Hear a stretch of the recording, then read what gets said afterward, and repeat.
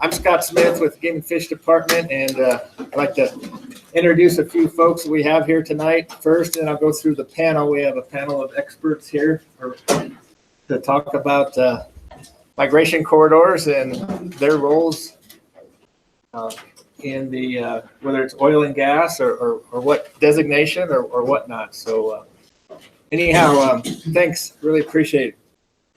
So real quick, we have several members of our commission here in attendance tonight. President Mark L. Salmi from Rock Springs, Commissioner Pat Crank, Commissioner Galen Bird from Glen Rock, Commissioner Pete Doobie in the back there from Buffalo. And I saw David. Is he still here?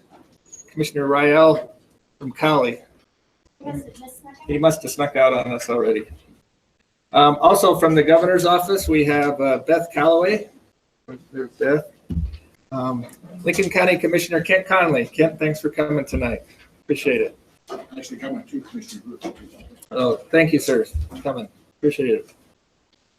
So for the panel tonight, we have a wide variety of speakers, and I'll introduce them, and then we'll have Janet Millick go over the ground rules and an overview of our agenda real quick. And we got a lot to talk about, and we have a couple hours. We want to try to respect everybody's time, stay on task, and stay on our agenda.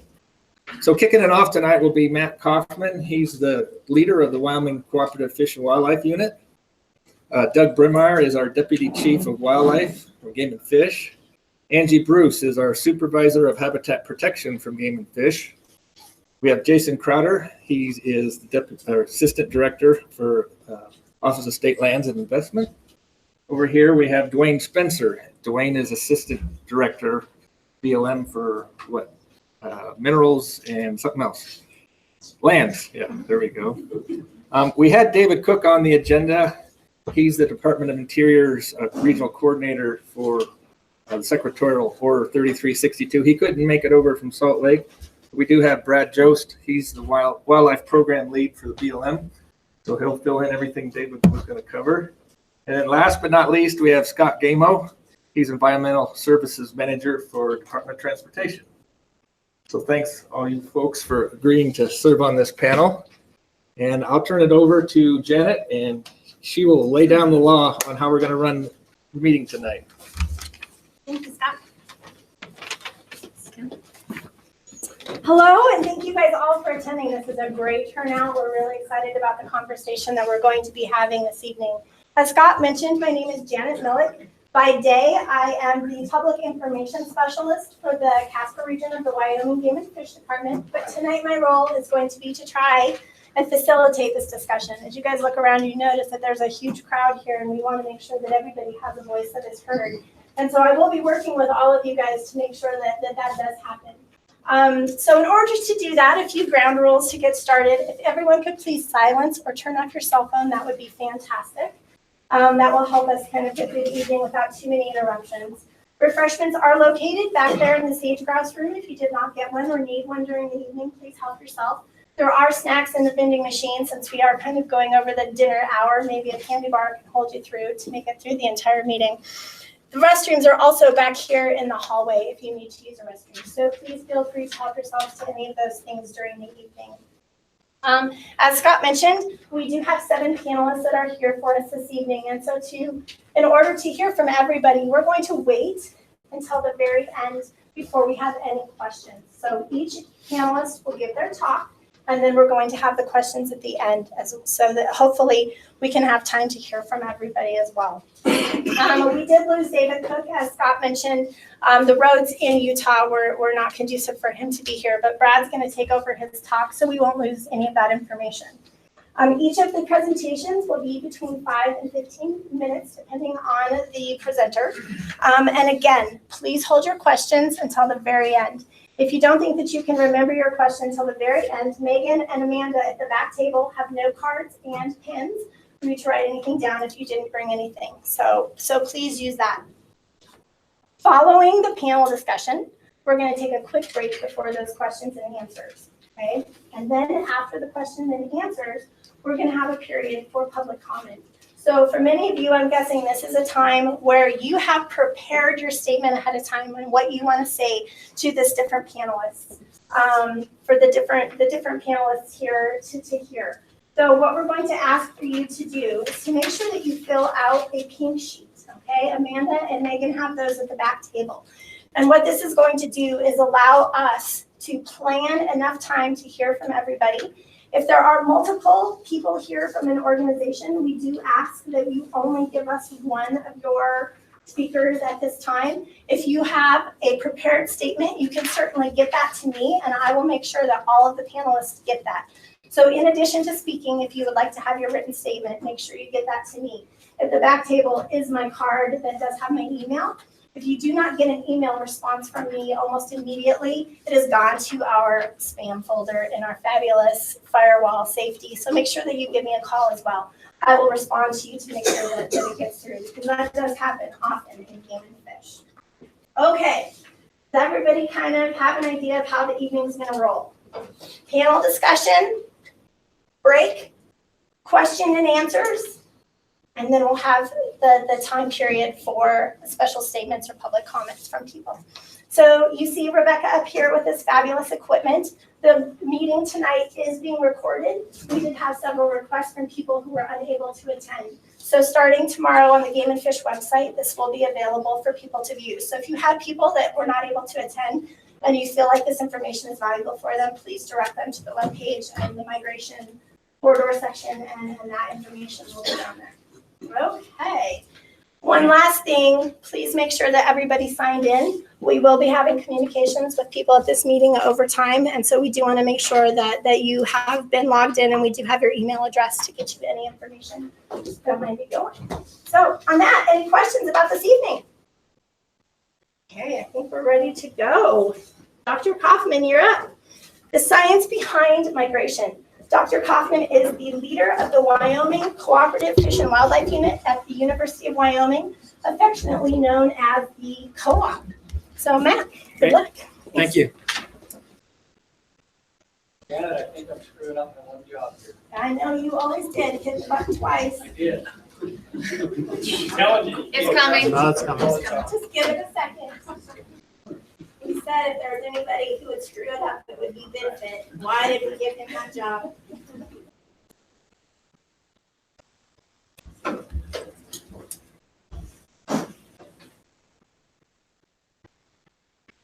All right, great. Can everybody hear me all right? Well, thank you. Appreciate the Game and Fish asking me to give a little presentation on science. I'm going to try to condense about a decade's worth of research down into 15 minutes. So I'm going to move pretty quickly, and if there are questions, we can deal with those in the question and answering section. So let's see.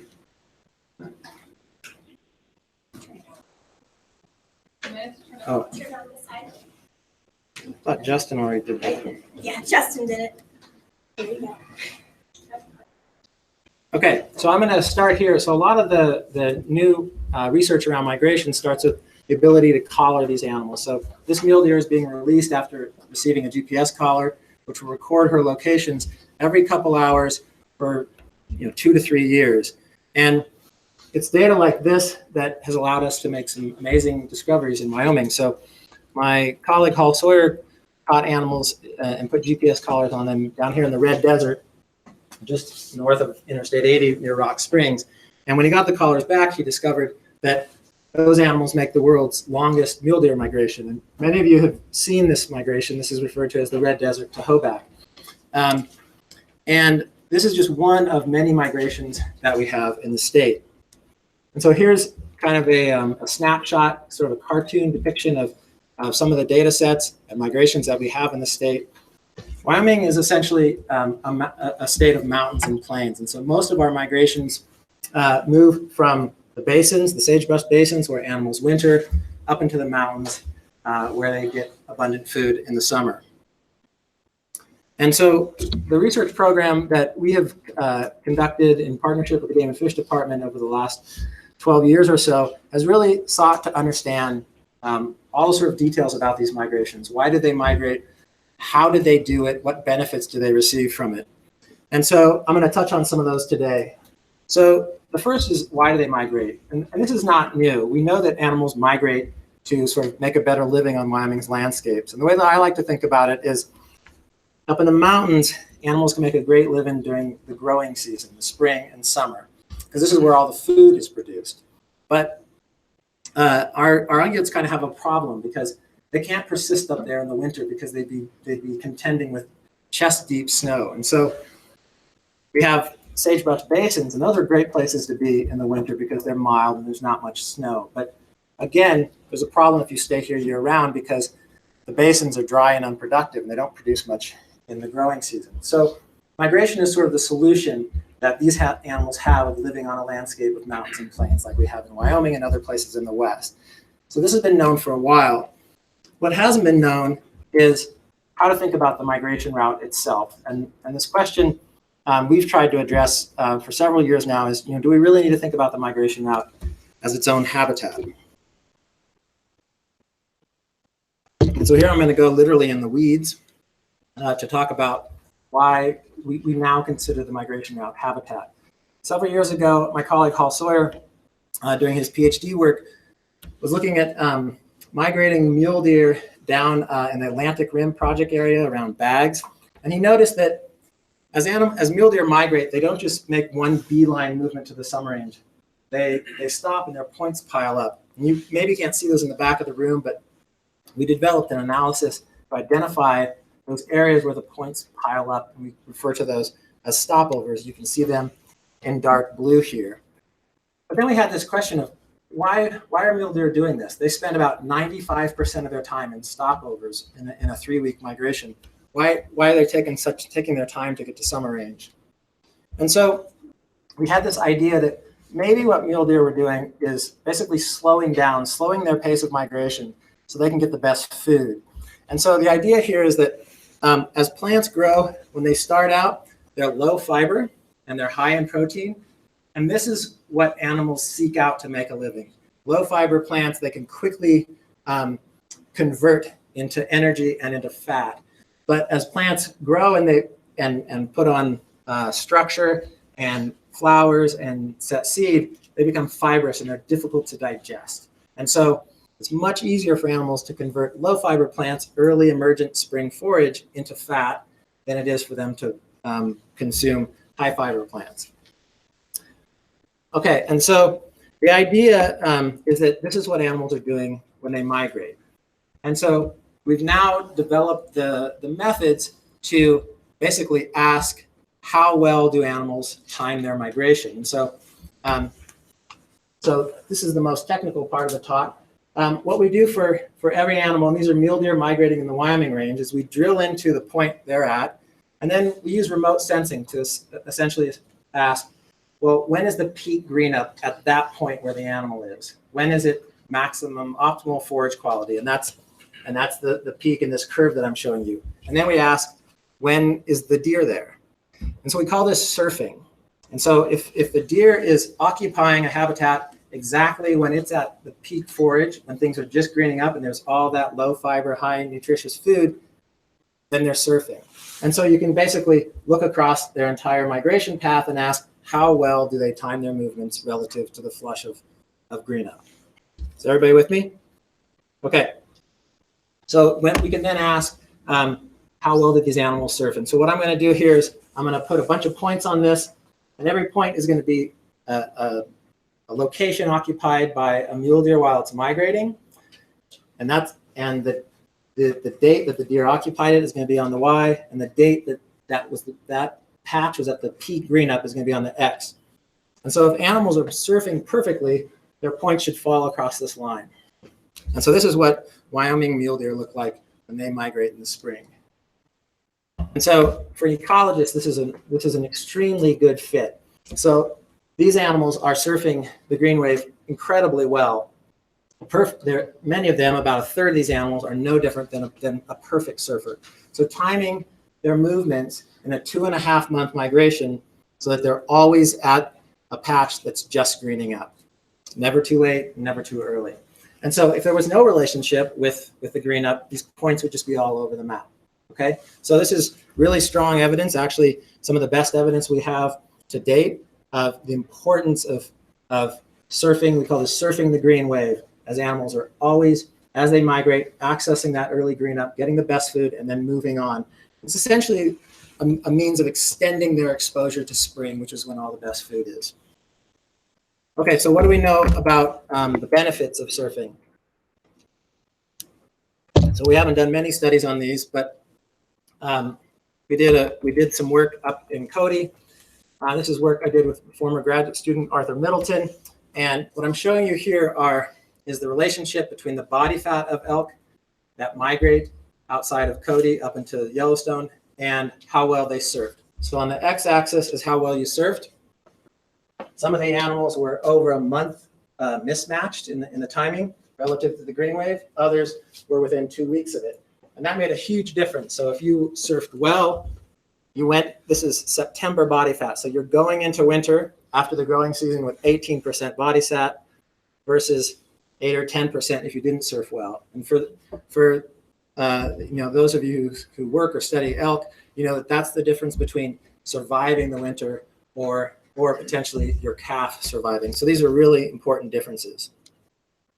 Okay, so from this work, this has kind of changed the way we think about migration routes. We now think of them as critical habitats. And some of the mule deer, especially that we study, can easily spend 2 months on the migration route in spring and another 2 months in summer. So if you think about that fully for 1/3 of the year, they're not on a winter range or summer range, they're on their migration route. Okay, so the other reason that animals migrate is to escape deep snow. And here you see pronghorn that are responding to the early winter snow in Jackson Hole where they summer. They're pushing out over the Gros Ventre down into their winter range near Pinedale. Okay, and so avoiding deep snow is really important for these animals. We might have just glitched out there, Justin.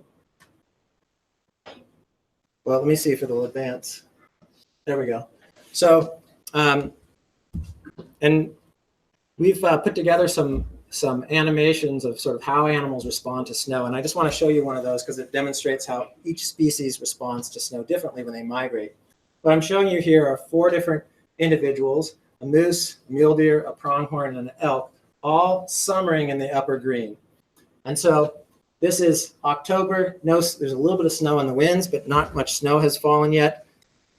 And then you get into late October, and you can see the pronghorn with their short feet and tiny little hooves are the first to push out of their summer range, avoiding that deep snow. The elk start their migration at that time as well. And then we get into late November, early December. The mule deer is the next to make its migration all the way down near Pinedale. The elk, you can see, pushes a little bit further, but then goes back and forth, sort of playing the snow. And then it's not until early December that the moose, with their really long legs and articulated shoulders and big hooves, who can tolerate more snow, finally push out of the mountains. So, and then of course, they're all down on winter range and they'll stay there for the rest of the winter. So snow is really important, and migration is the way that these animals mitigate the effects of snow. Here's one other way to look at this. So here's a pronghorn, and this is one pronghorn as it moves from winter range to summer range. What I'm showing you in white is the maximum amount of snow that accumulates along the entire corridor. So it peaks up in the mountains where it is on the summer range. But what I'm showing you in blue is how much snow that pronghorn actually experiences. And so you see this pronghorn never experiences the full extent of the snow accumulation because it moves, right? It accumulates and experiences the most amount of snow on winter range because it's sort of stuck there and just has to take what comes. But then it never sees those high snows on the summer range. And you can see in the fall, it moves out of the high country before the snow accumulates. And you can do this for mule deer and elk and moose. You can see mule deer are also really good at moving to avoid deep snow, and they do this through migrating. Moose and elk aren't as good, but they don't have to be. You can see The moose in particular tolerate quite a bit of snow on their winter range. So migration is the means of avoiding deep snow. And of course, we all know that deep snow, harsh winters can cause thousands of animals to die. Okay, so what do we know about the benefits of migration? This is, we're just starting to pull these type of data sets together. And I want to show you, when I return to the red desert to Hoback, I showed you the long distance animals, but there's actually 3 different strategies here. So there are those animals that go all the way up to the Hoback, but then there are medium distance migrants that go up to the south winds, and then sort of short distance or resident animals that live year round in the desert. This is a herd that we've been recapturing since 2014 and measuring their body fat. When you put that data together, this is what you see. So we catch these animals in December, and they've come off of the summer range. Then we catch them again in March, at the end of winter, just before they migrate. And I want you to just, so what you're seeing is long distance migrants in red, medium distance in green, and then the short distance in purple. And what you can see is that every spring, the long distance migrants, that spike is them surfing the green wave 150 miles up to the Hoback and putting on a ton of fat. So that's the benefit of migration. And you can see the long distance migrants every year, they do a much better job of putting on fat. And then when they come back to the same winter range, they have all that fat. They have fat to burn, literally, compared to the medium distance or short distance migrants. So this is the benefit of migration. This is what you get when you make a 150 mile migration up into the mountains.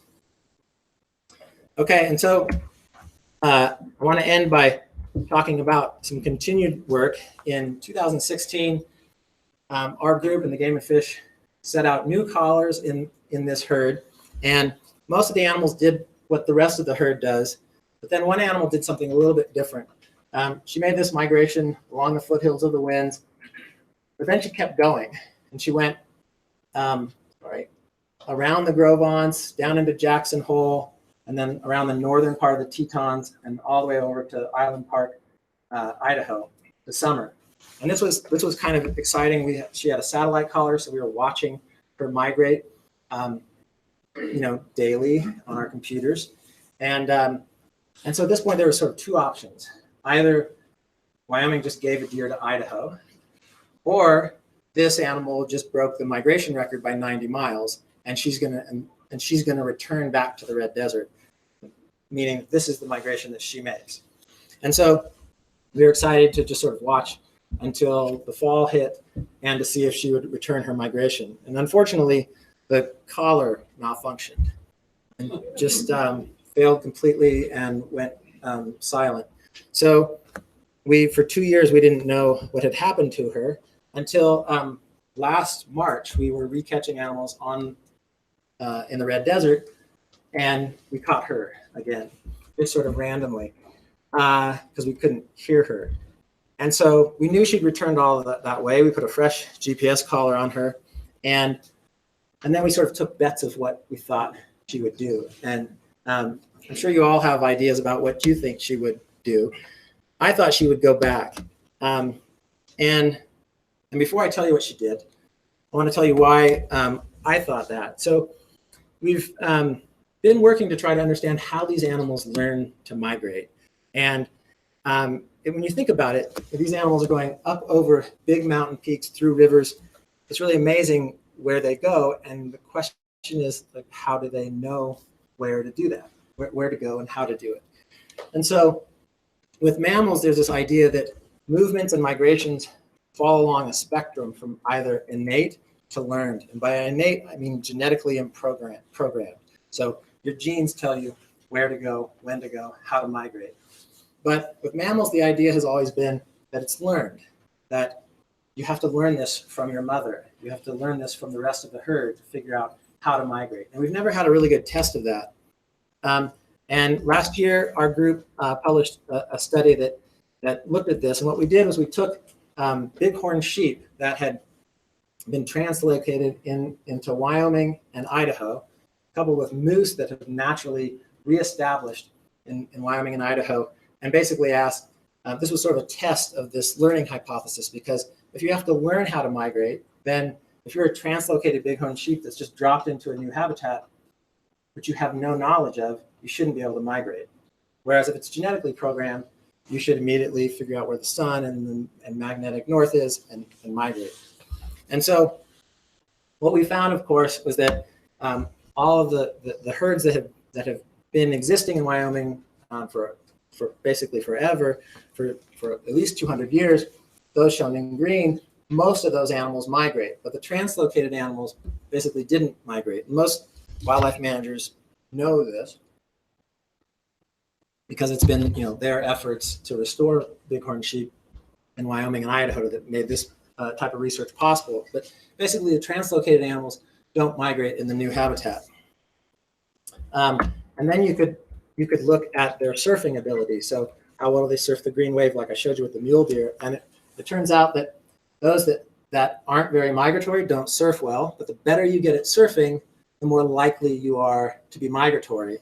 And then finally, we had animals that had been on these landscapes for variable amounts of time, some decades, even 50 or 60, 70 or 80 years.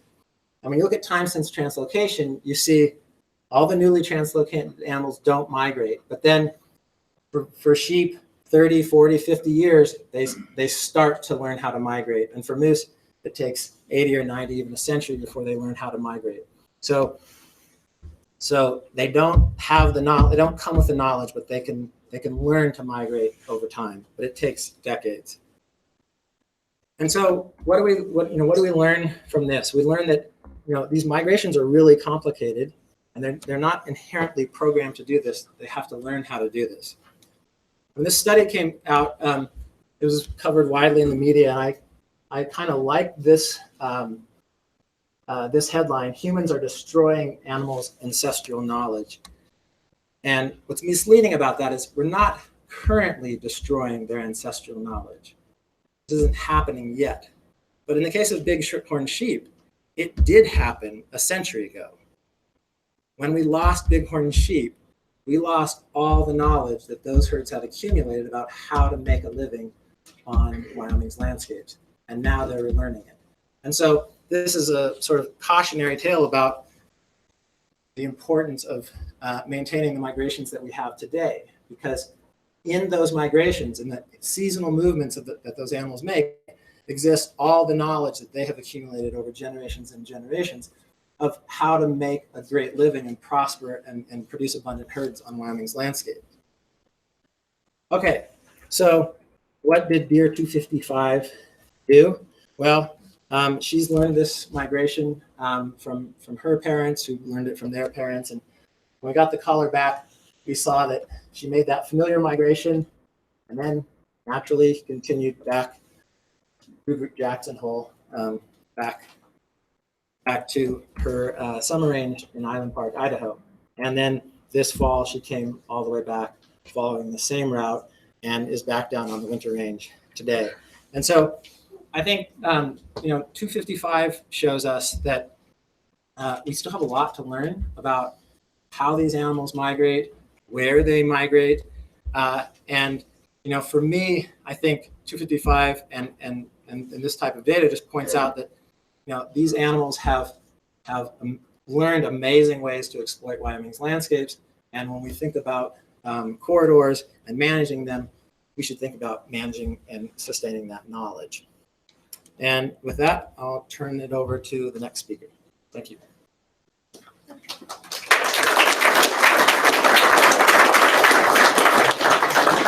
don't know about you guys, but the migration initiative photography is always fantastic and definitely a highlight.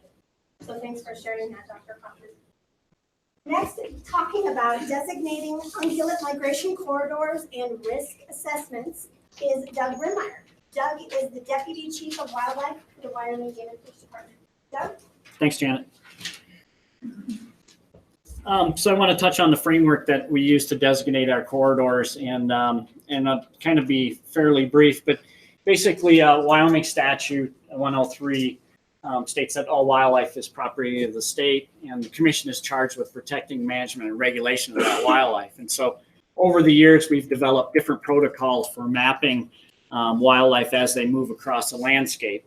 The image here was generated by the biologist in Jackson in the 1970s, and he flew twice a week for the month of October through the first week of December to generate this map. And then he broke it down in movement patterns across the landscape. And, so we've had these protocols in place for a lot of decades, and we also consider input from stakeholders, private landowners, as we designate these corridors. And as Matt indicated, we now have the Brownian Bridge movement model, which also helps to take a little bit of that bias out of it in case Garvis, who was my predecessor, was flying these areas twice a week, drawing with a colored pencil on a map as he flew. We now have those GPS collar technology that Matt showed you that really gives us that fine scale movement data to help designate these corridors. And we use our best available science. We also use those historic observations that some of our biologists and wardens have used for a lot of years to develop these corridor maps. And the commission adopted the corridor strategy in 2016, and it contained 4 actions. And the first action was to update our mitigation policy, and that's basically added migration the bottlenecks and ungulate stopover areas to the designation of those vital habitats, which already joined the designation we had for corridors. And the commission also, in that policy, recommends no significant declines in species distribution or abundance in those areas. The second action item in this corridor strategy was a process outline that provided us a mechanism to identify those corridors. And so local managers plot repeated observations of animals on the landscape. They consult with federal land managers regarding the need for that designation. And then the third item, there's a division review within our agency. We talk with our game and fish commissioners and give a presentation on the process and what we would like to do with that corridor information. Regional personnel will then start reaching out to stakeholders, which we'll have a number of meetings coming up here in the next 3 weeks across Western Wyoming, where we have corridors that we would like to designate. And so those meetings will be coming up, and I'll talk about those in just a moment. The proposal is then forwarded to our Cheyenne office, where we start to formulate the maps, and we do a review at our level. And then we provide those map changes at a GIS level, and then they're posted online once we get through all the process that to designate. And then it's available on our website. So if you go to the department's website, we already have a number of corridors that you see on the large stands up in the front of the room here that we have posted. Under the third action, we start to develop a risk assessment of those migration corridors. And so that's an analysis of the threats, potential threats, and opportunities for conservation opportunities.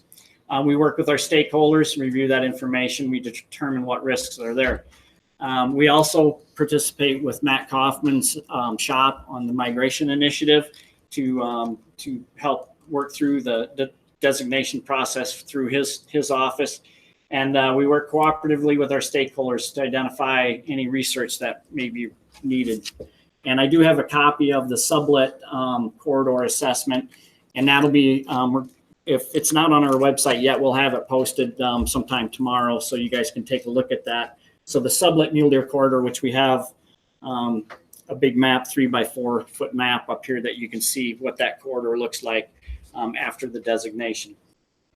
The fourth action that's in the corridor strategy is that we make recommendations to the federal land management agencies on surface projects and planning efforts. And this is done on a case-by-case basis. And Angi will spend a little bit more time on action 4 when she presents in a few minutes. So the first corridor that we designated was the sublet mule deer migration corridor. And it was based on 131 different mule deer movements. And that basically amounted to 319 seasonal migrations that those animals made movements from summer range to winter range. In this map, we have the blue is just the designated migration corridor that was used through a statistical package called the Brownian Bridge Movement Model. And once we get this uploaded to our website, you can read a little bit of a paragraph on the methodology that entails to designate that and to use that statistical package. The red is the migration corridor stopover areas. And again, we'll have that outlined in the assessment. Some of the outreach that we went through, we had numerous meetings, emails to our federal partners and publics. And we basically had meetings between Cheyenne and some of the regional offices. The next corridor that we designated was the Platte Valley Mule Deer Migration Corridor, where there was 42 mule deer collared in this study. And we developed and we identified 120 seasonal migrations, and then applied the Brownian Bridge Movement Model, which basically highlighted use areas on the landscape for these deer. And again, we've got the blue is the designated migration corridor, and then the red are stopover areas where those animals spend more time to utilize resources along their migration. And so obviously there's places in here where there might be a little disjunct area, but if there's in the future more sampling, there'll be more area that may be able to be teased out of some of these movement patterns. So if a single animal made a long movement, and that's why on the back up to the sublet, the deer that Matt showed you, number 255, took off from, I think, somewhere over in here and went all the way up into Ashton, Idaho. That was a single movement, single animal. And so it doesn't get ranked out in the model until there's more than one animal that's marked that's using that corridor. And so on that, some of the outreach that occurred with the Platte Valley, we had news releases out to a lot of different outlets.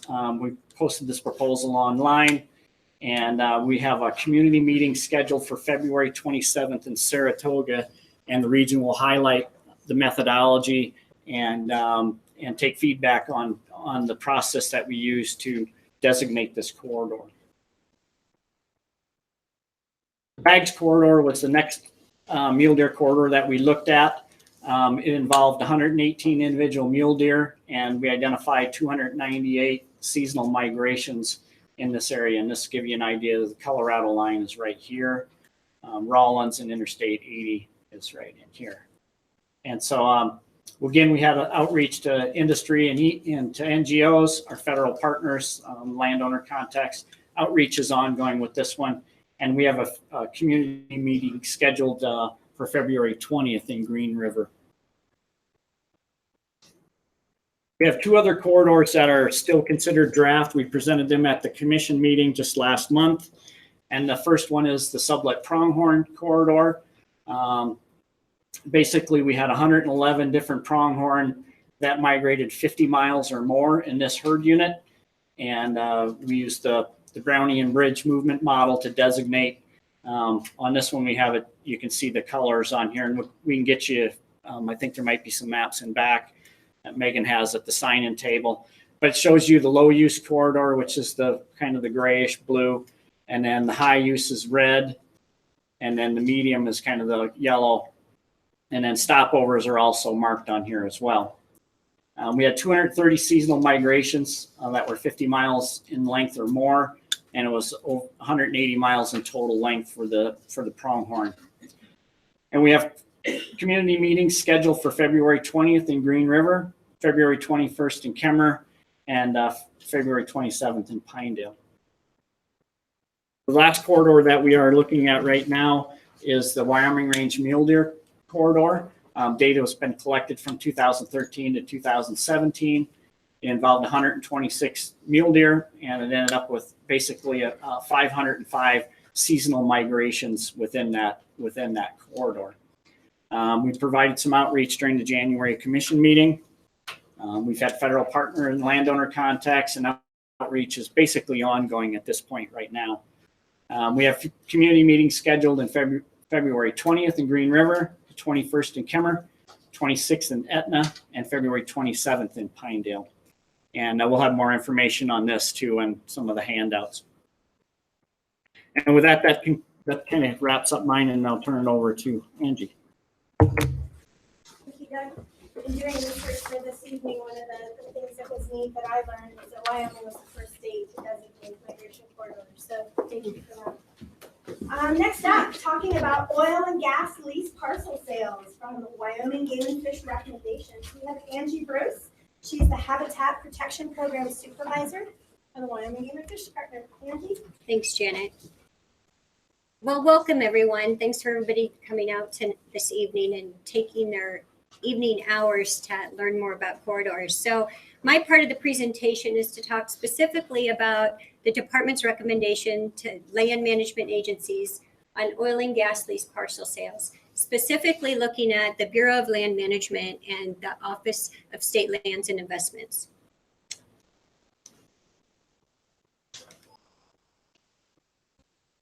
I'm hearing a beep. Oh, wait, forward. There we go.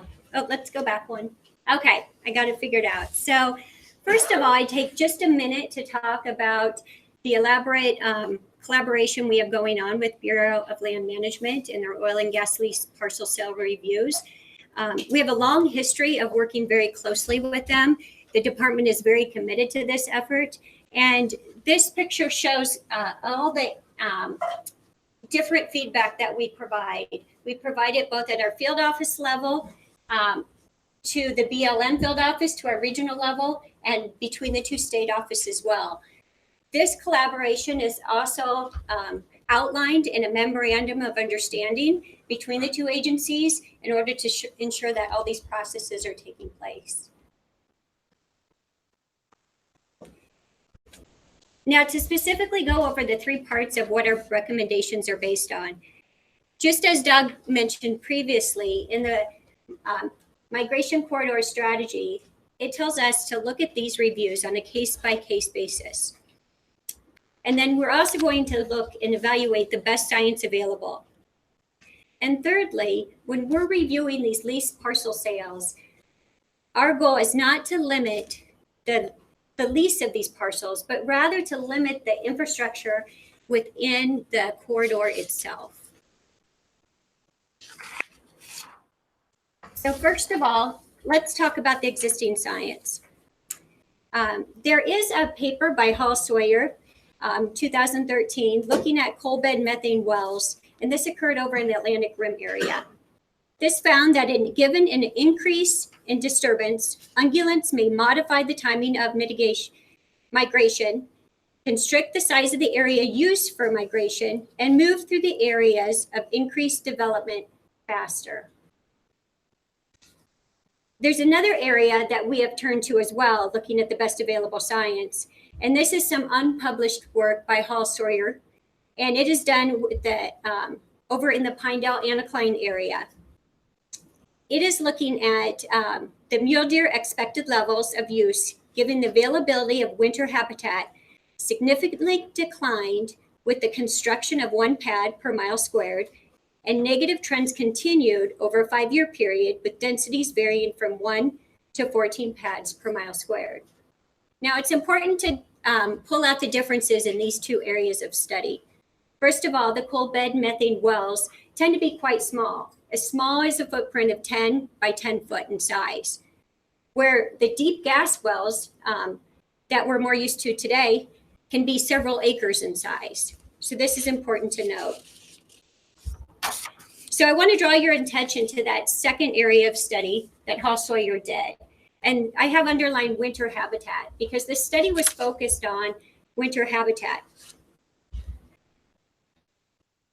But we have asked, and the department is working collaboratively with the University of Wyoming and West to take a closer look at that study and see if we can determine a migration corridor disturbance threshold that we can then take and use in our future recommendation to land management agencies.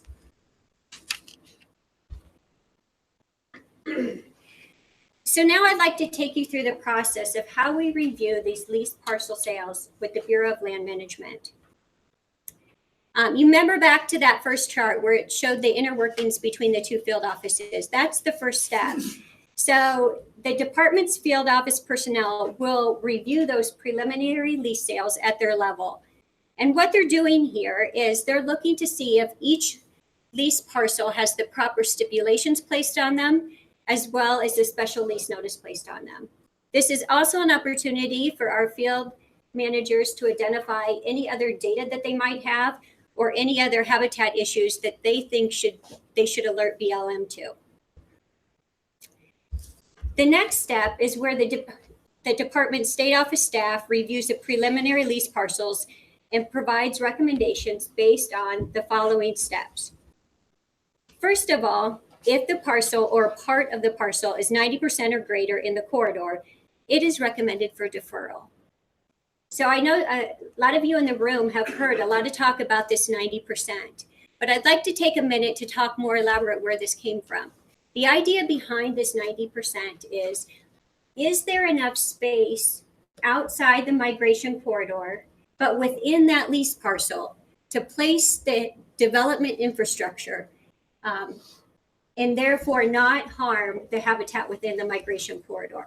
That's really what we're looking at. We're evaluating that space to see if that infrastructure can go outside the corridor.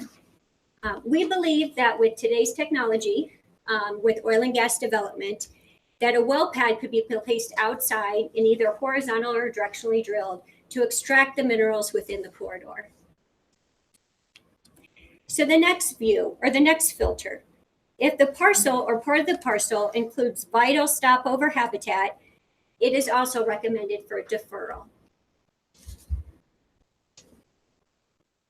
Continuing on. Now, for order for this to work, we need to evaluate that space that's outside the migration corridor, but still within the leased parcel. If we're anticipating that infrastructure to be put outside in that space. So we evaluate that, and we're looking for things like, is there non-surface occupancy restrictions on that? Is the topography a way that it will not allow infrastructure to be placed on it? So again, this is evaluating that space outside the corridor. And then once we do that, if any of those, as it says up here, if any of those are not available, if the space is somewhat jeopardized, then we'd also ask for those to be deferred. Then we get to the remaining parcels that overlap with the migration corridor, and we recommend that a special lease notice be applied to those corridor parcels. And there is a handout in the back that spells out what that special lease notice says in detail. So implementing that special lease notice on those parcels that we did not recommend for deferral. If the leasee applies for an application for permit to drill, if they apply for a permit from the BLM, the department's field personnel, along with the BLM field staff and the proponent, will work together to provide an on-site analysis. The goal of that analysis is to site development infrastructure outside the vital migration habitat, avoid bottlenecks, stopovers, and high-use areas. Now, I know that can be a lot in a mouthful, walking through that. So I have several examples to walk you through. This first one, in black, is the lease parcel sale right here, parcel 117. Those of you who are up on your lease sales, this is first quarter BLM, and it's 96% in the corridor. So here's the outlines of the corridor itself. Then you have the high use area, and in the middle you have the stopover. With 96% in the corridor, we don't feel that there's adequate space outside the corridor, which is this part, to place infrastructure. So this one was recommended for deferral.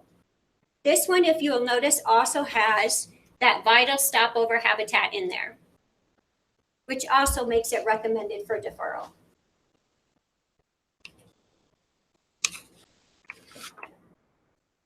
The next one is parcel 122.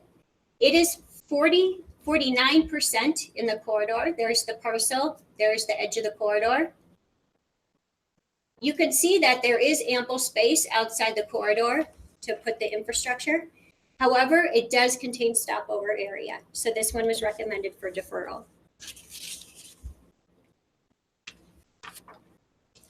Okay, you know when I threw out parts of parcels? That's when it gets a little confusing. So here's an example. This is the Platte Valley corridor. And this parcel, number 94, has 6 parts to it. Maybe BLM can explain why they do that. But each part of the parcel is here. 3 of them overlap with the corridor. One of them is 100% in the corridor, natural deferment there. The second one is 64%, and the third one is 24%. So instead of asking for these entire 6 to be deferred, we are asking for the 1 to be deferred, and for this one that is 64% and this one 24% to have the special lease notice applied.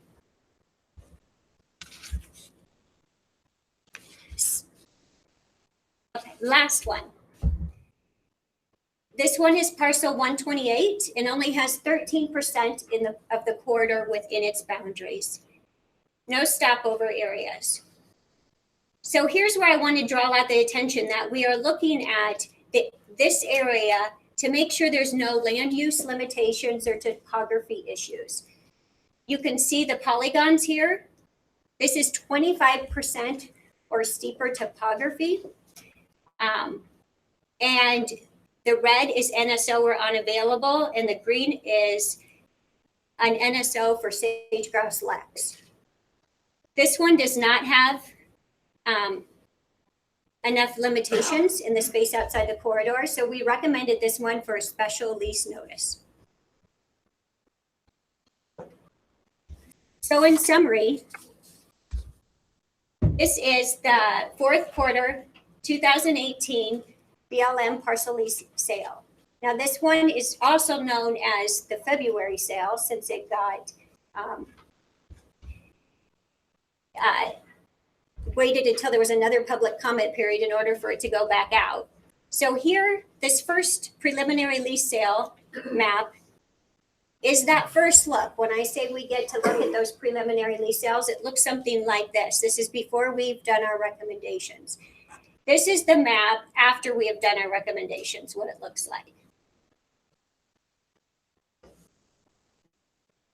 And then in summary, what does this mean overall?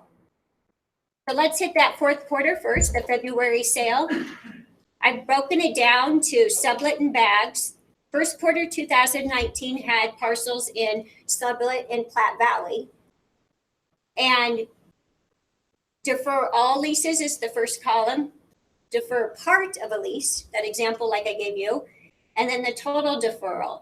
So in the 4th quarter, the February sale, we've asked for a total of 29 to be deferred. And in the 1st quarter 2019, 8.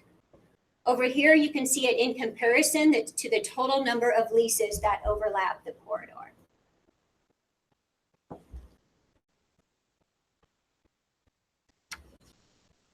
Okay. So next, I wanted to just briefly review how the strategy was also applied to the Office of State Lands and Investments oil and gas lease parcel sale.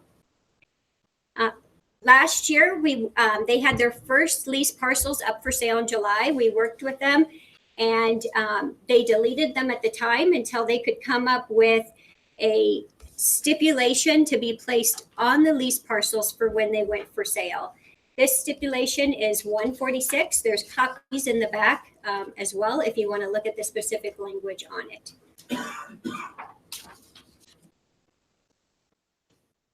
Next step. So where do we go for here? We are currently collaborating with the BLM to complete resource management plan amendments to address the department's designated migration corridors. This is extremely important because if we're able to do an amendment to the resource management plans, then in that amendment, we can develop proper stipulations to be placed on these lease parcels, and therefore they will not have to be deferred or use a special lease notice. We also are providing guidance to the BLM and the department staff and the proponents on the application of this special lease notice and what it means, and then how that is implemented at the application for permit to drill phase. That's it. Thank you.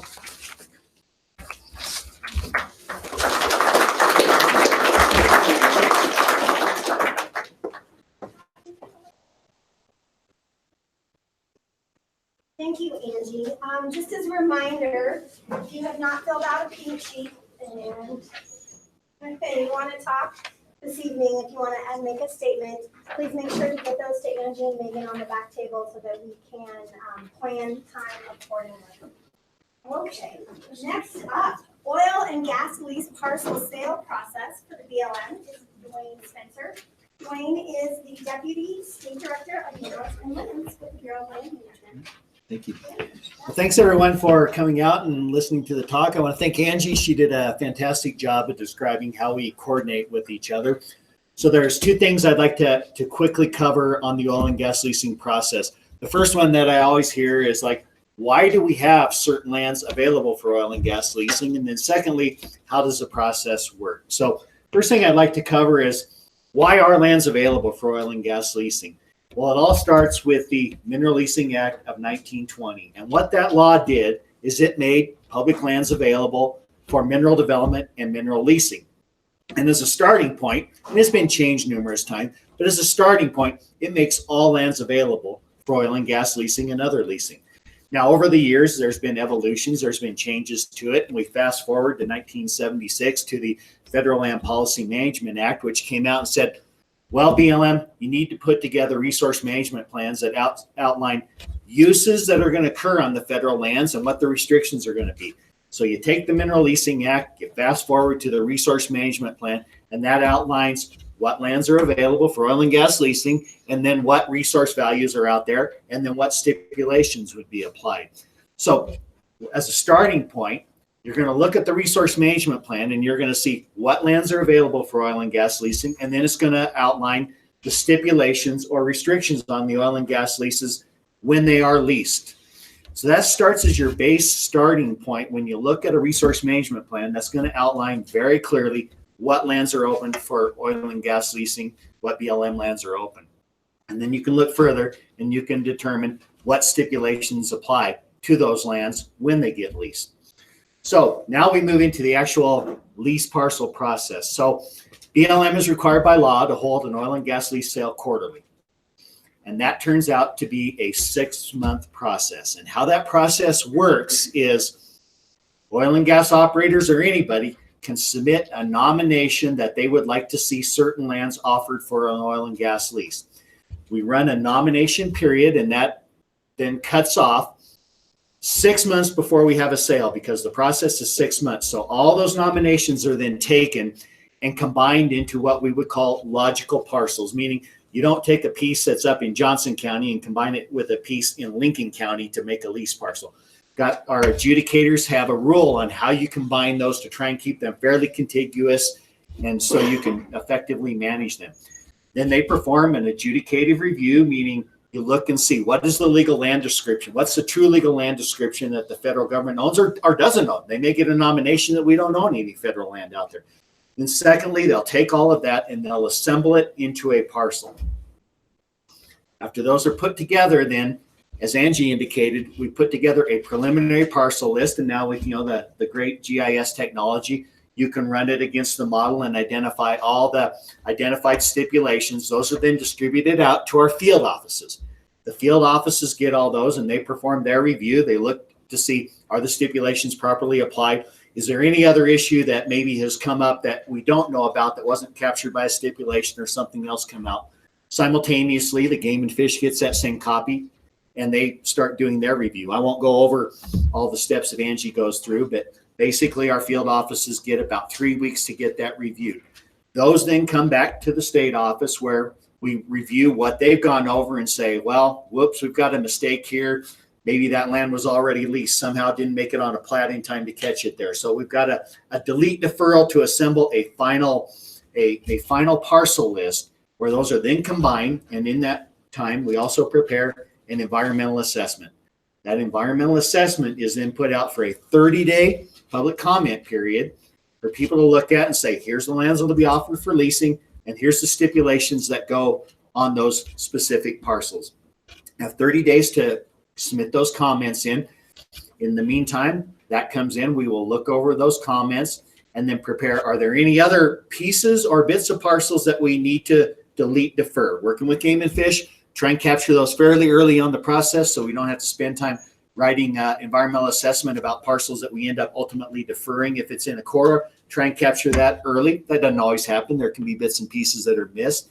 So we will then assemble that. And then also we're required to post, once again, I mentioned a lot of laws. At absolute minimum, it's got to be posted 45 days before we have a sale. However, we've been posting it 60 days before we have a sale, and that provides for a 30-day protest period. Then those protests can come in, and then we will resolve the protest issues, which means either, number one, we disagree, or could be, yeah, we agree, we need to pull that piece or that whole parcel and not offer it because we've got issues to resolve. Then we move forward to a sale. The sale is held. It's a online sale anymore. People come in, minimum bid at $2 an acre. It's all electronic on how you register, you make your bids, etc. They're given so much time.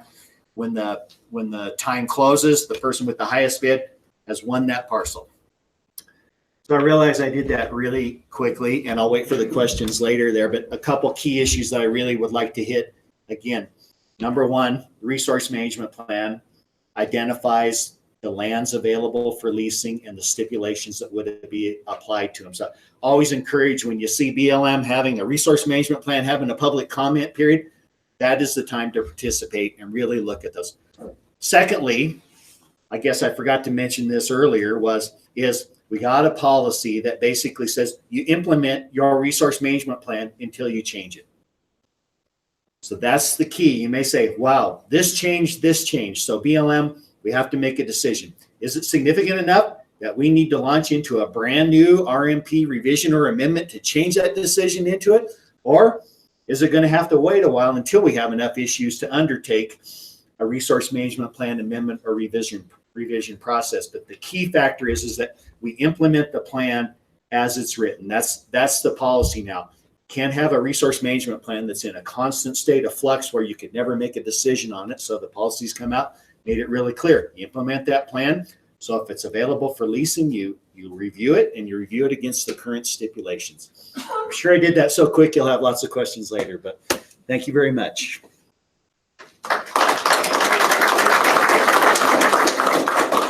Here to talk about more process, we have Jason Crowder. Oil and gas lease parcel sale process from the Office of State Lands and Investments point of view. Jason Crowder is the Assistant Director of the Trust Land Management Division of Oil.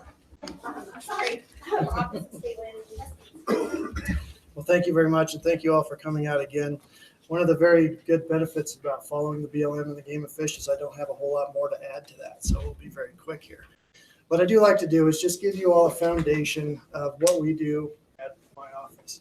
So the Office of State Lands and Investments is the administrative arm to the Board of Land Commissioners. The Board of Land Commissioners are the 5 statewide elected officials, and that board was constitutionally created. When we became a state, the federal government gave the state of Wyoming and all other states in the West varying parcels across to fund differing beneficiaries. So Common School, University of Wyoming, State Hospital, and things like that. In the Constitution, it gives that board the sole fiduciary responsibility to manage all of those lands for the maximum benefit of those beneficiaries. So just a little bit of a different avenue than what the BLM went through is that we don't have necessarily a public process. We don't necessarily have a public hearing process because we're not public lands, we're trust lands, and we're just for the benefit of those beneficiaries. So our process is quite a bit truncated. While we still have a lot of the same steps involved, it gets done a little bit quicker, I guess. Some of the similar steps is that we are largely reactionary. We don't really understand what oil and gas is underneath the lands that we manage. Industry knows that. So we wait until industry approaches us to nominate parcels for lease. And we go through the same steps that the BLM talked about understanding what parcel they're nominating, understanding if we own it, understanding if it has an existing lease on it, and just seeing if it is available for a new oil and gas lease. After we do that administrative effort, we send it to our partnering agencies, and that's SHPO and that's Game and Fish, to see if they have any thoughts about the protection of those lands when development occurs. I talked about the Constitution. Nowhere in the Constitution does it say that we are to protect any values on these lands. It only says that we are to derive the maximum amount of revenue from that parcel. And so through rule, the Board of Land Commissioners has agreed that possibly we could do development, even though the Constitution doesn't demand it. We could do development and still conserve certain interests on those lands, that being habitat or a certain historic site on the property. So we do reach out to those agencies and to see if they have any recommendations as far as stipulations go. We're here today to talk about corridors.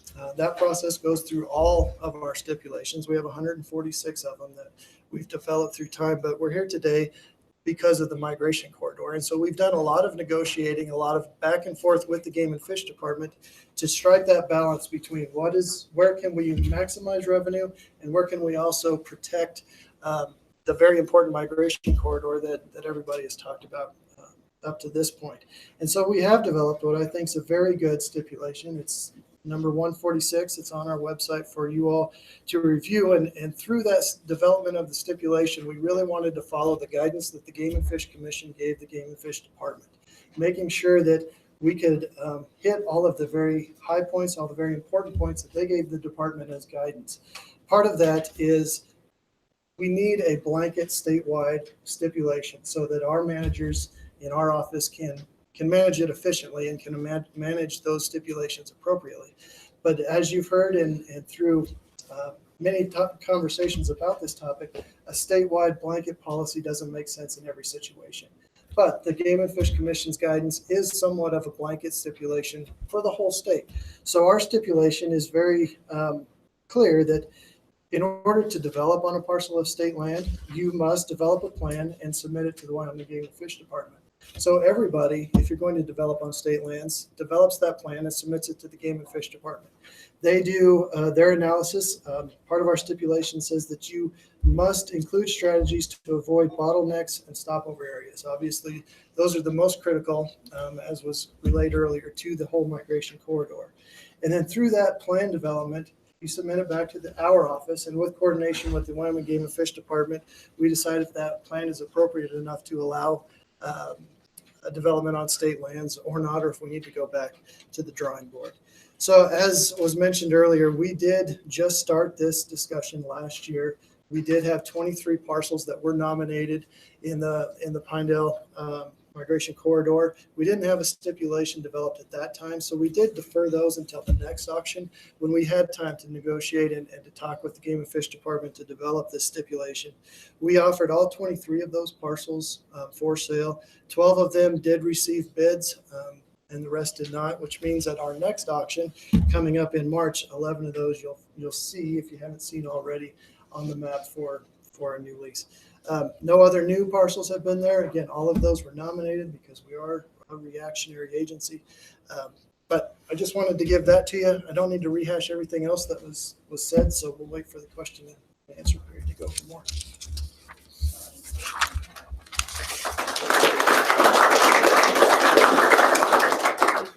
All right, next to talk about the all-important Secretarial Order 3362 will be Brad Jost with the BLM. Brad is the Wildlife Program Lead for the State Office of the Bureau of Indian Affairs. Thanks, Janet. So, hi everyone. I don't have a formal presentation, mostly because I didn't want to compete with Kaufman and Game and Fish on who had the cooler big game photos. So I'm really here to talk about, to give a brief overview of the Secretarial Order 3362 and the implementation of that order at both the national and the state level. So, I don't think I have to tell anybody in this room that big game habitats and migration have been an interest and a passion of people since, humans arrived in Western North America. One of the more recent culminations of that interest was the signing of Secretarial Order 3362, improving habitat quality in Western big game winter range and migration corridors by Secretary Zinke in February of 2018. That order directs all bureaus and department or agencies within the Department of Interior on many points, but some of the points I'm going to discuss tonight are within the first 30 days. The BLM, Fish and Wildlife Service, and National Park Service was to designate a national coordinator for the implementation of Secretarial Order 3362. That national coordinator is a Fish and Wildlife Service employee who is currently a senior advisor to the director. His name is Casey Stemler. Within 60 days, the department was to designate regional liaisons for the multiple regions designated within this order. The Utah, Colorado, and Wyoming liaison is Dave Cook, and again, I'll echo his regrets at being unable to be here tonight. Each BLM state office was to designate at the same time a point of contact. That is, in most states, the wildlife program lead. So in Wyoming, I am the point of contact for BLM Wyoming on migration corridors and Secretarial Order.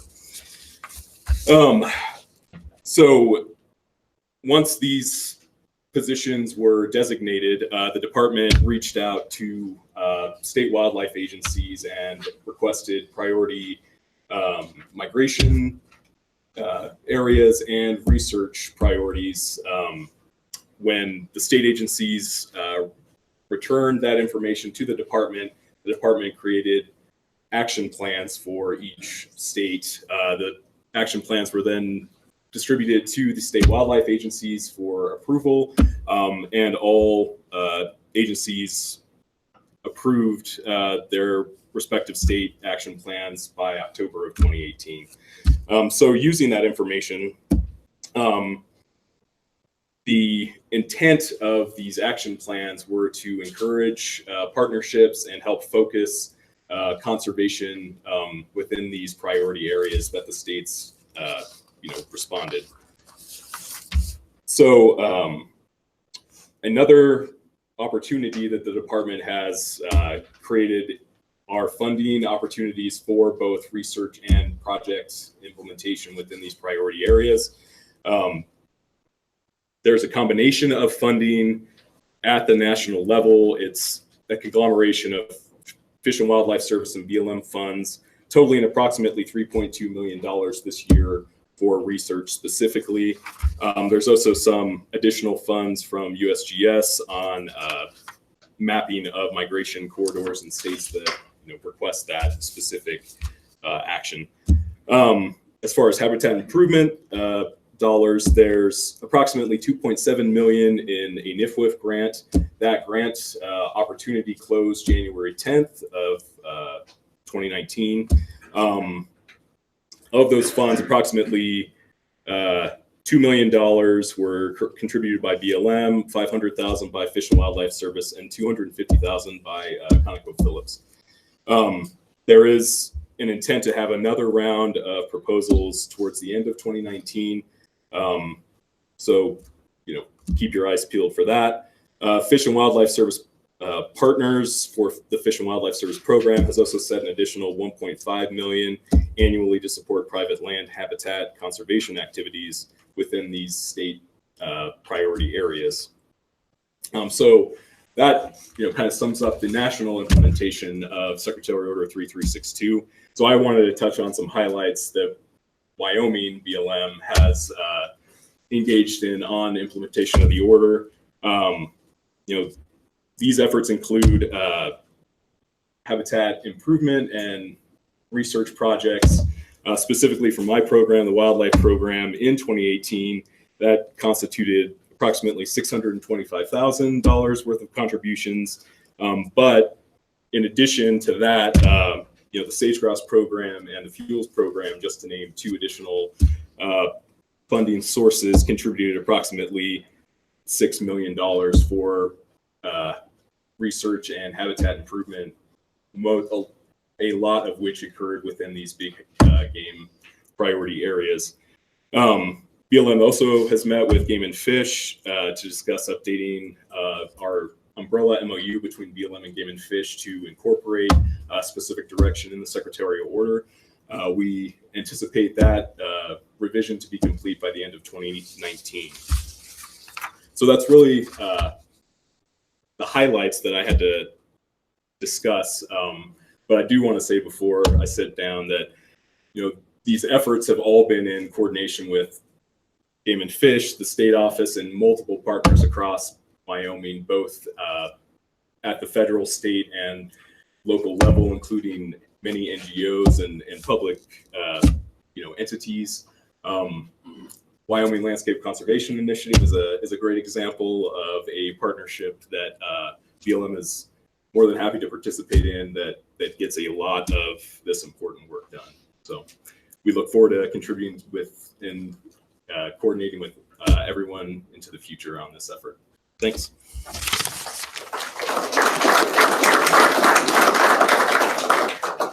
Thank you for that update, Brad. And we're going to finish up this evening with wildlife and roadways. Scott Gamo with the Wyoming Department of Transportation. He is the Environmental Services Manager. Scott? Thanks, Shannon. I guess I'll try to speed through this. So just caught up. WYDOT's realized that the wildlife roadway interface has been a conflict between humans and wildlife, especially in the context of big game in our state of Wyoming. We've known that for some time. There's actually been some early projects that were put together to try to help solve this issue in certain places. There's some old crossings, under crossings on the interstate that are sort of defunct now, but some things were started that was in the 70s. The good thing is that our agency and Game and Fish have worked hand in hand over the years to try to continue and try to implement solutions for both wildlife crossings and, of course, human safety. Some more recent examples you folks might be familiar with would be the Trappers Point overpass by Pinedale. There's some underpasses, series of underpasses at Nugget Canyon, primarily for mule deer, and some more at Bags. We've also done projects in the area, Togety Pass, and some other things that don't get much press, but there's been a fair amount of things that have been put in place. As Matt provided earlier, or right off the bat with his presentation, there's obviously new information, very detailed information on migration for their ungulates, and that information continues to grow and expand. WYDOT ourselves actually commissioned a study several years ago which evaluated carcass counts and crash data, which are types of data that we have, to develop a heat map, which is a colored map that showed vehicle wildlife collision hotspots. And just with this bulk of information that's happened over the past couple of years, this actually led to an event in 2017, which I'll talk about. I'm going to try to do this chronologically.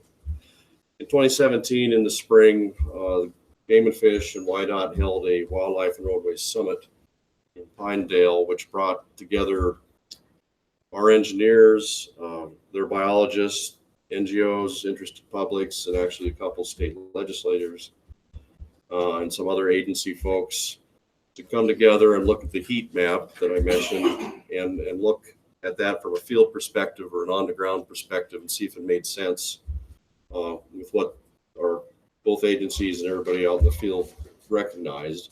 And through that effort, some of the things were tweaked or verified that, yeah, that makes sense, or no, it should be over here a little bit, stuff like that. And the result of that was good coordination between a lot of people. And we ended up that provided recommendations for continued things to do in the future. So that brings me to 2018. And one of the continued needs out of that document was to develop a priority list for projects across the state. So both our administrations, WYDOT and Game and Fish, kind of grabbed hold of that and said, go out and give us a priority list of project areas across the state.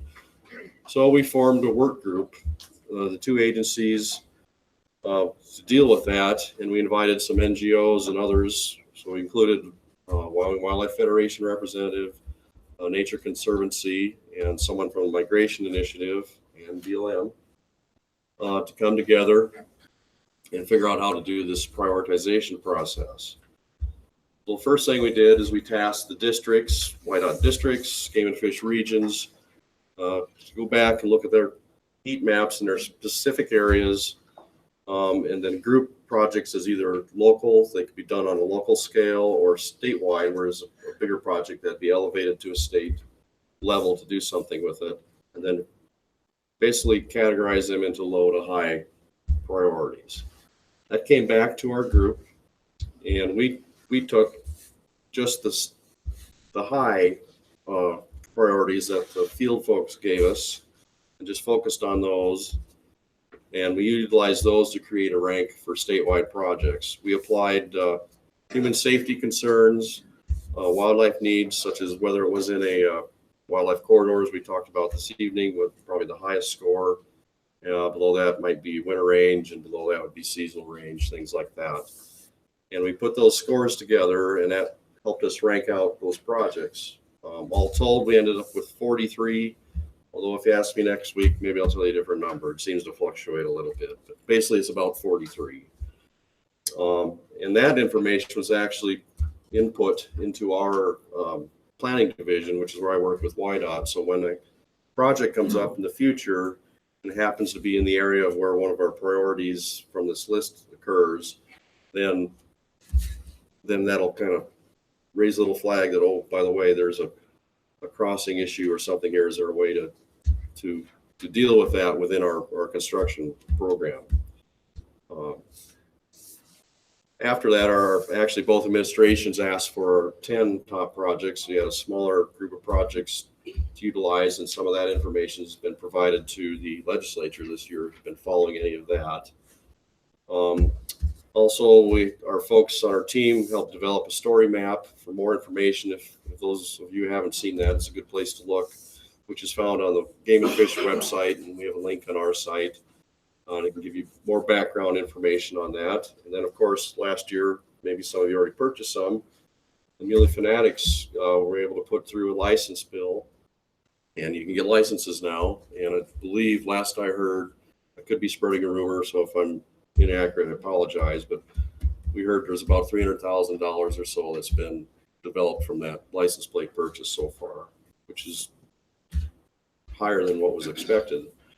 So moving into 2019, basically our big tasks have been done through the agency portion of this, and now it's going to turn to the NGOs and the public. Continue to look for ways to fund projects.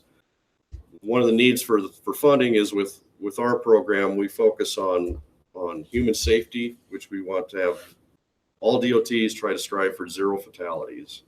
So that's a big portion of that, is the safety's focused on that. And then we also have funds that are made to maintain or improve the highway system.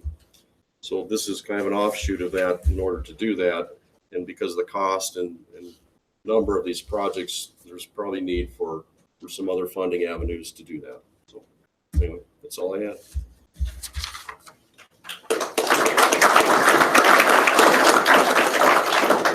Thank you, Scott. A lot of different agencies with a lot of different roles all in migration corridors. So with that, we have completed our panels talks.